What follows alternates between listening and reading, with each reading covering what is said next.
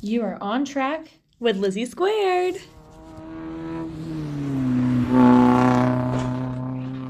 Cool. I like that. I thought it was cool too. Yeah. I was like, and it's tiny too. Right, It's great. right. Okay, so we're with a station at the University of Toledo. Cool.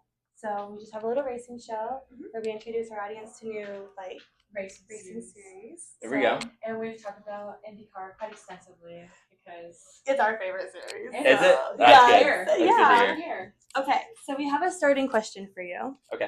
Okay. What color are you feeling right now? What color am I feeling? What color are you I don't feeling? know. Am I supposed to say the color of my car?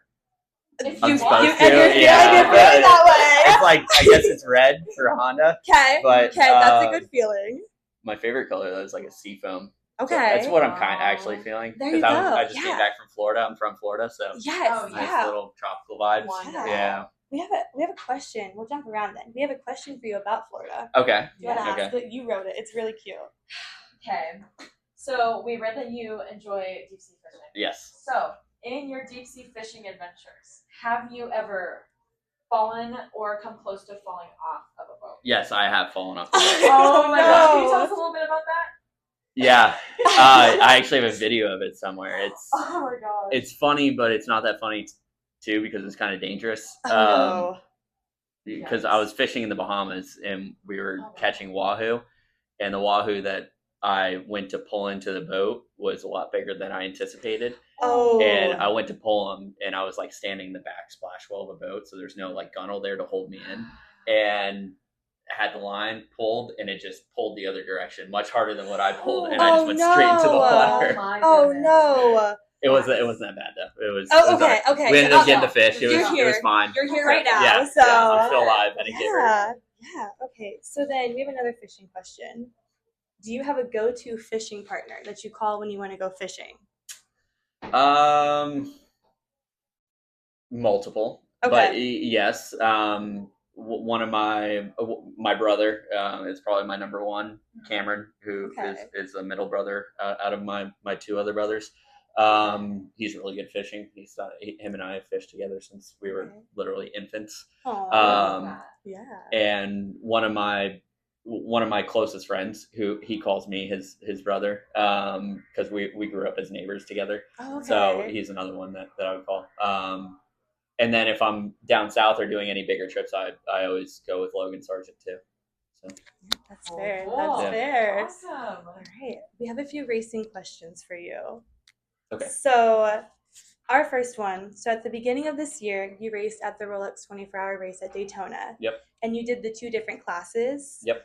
How did your team manage the time? Because you can only be like in a car for 4 hours in a 6-hour period. I Well, was intrigued. it wasn't going to be that easy. But the way that the race shook out, one of the cars was pretty much out of contention, so I just got my minimum drive time done in that car, and then I Okay. raced in the other car. But the way it was staggered before, I'm forgetting the hours that it actually was going to be, but it was going to be brutal for me. Like I wasn't going to get any sleep, and I was going to have to Oh. drive like every few hours in a different car, and it was supposed to be a brutal race, which it would have been fine.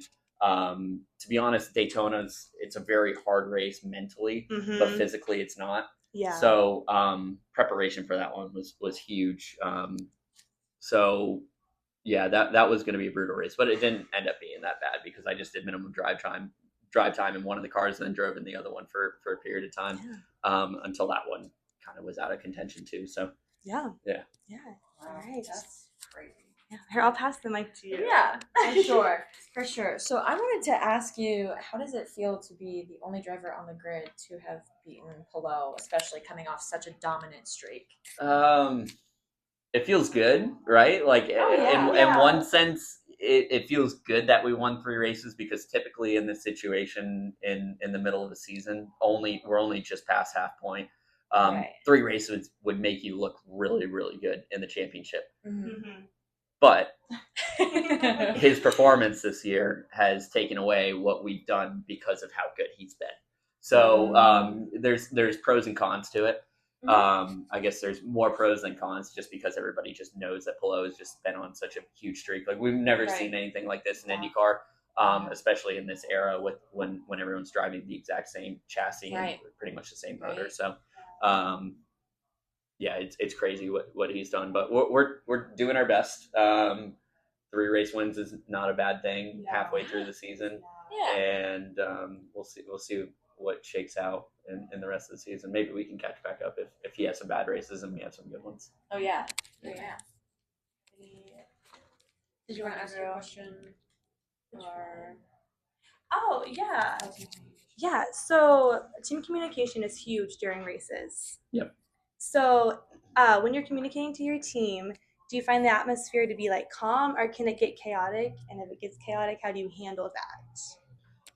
I'll tell you what, Brian Herta being on my radio is probably one of the calmest guys that you could ever have. Like, that guy is so chill in any aspect, and he makes decisions very, very quick, which is something that you need as a strategist. So he's really the only one that I'm talking to in the race. Sometimes my engineer will have some inputs every once in a while, but anything that's chaotic that's happening, I don't really sense it. Okay. Right? So Wow. it's completely out of my hair, right? Mhm. Which is a good thing. I've already got something going on that's pretty chaotic as itself. So so they do a good job of managing that and not letting me feel if there is anything that's chaotic happening That's on nice. their side. Yeah, that's So nice. they can, like, play that. Brian just Yeah.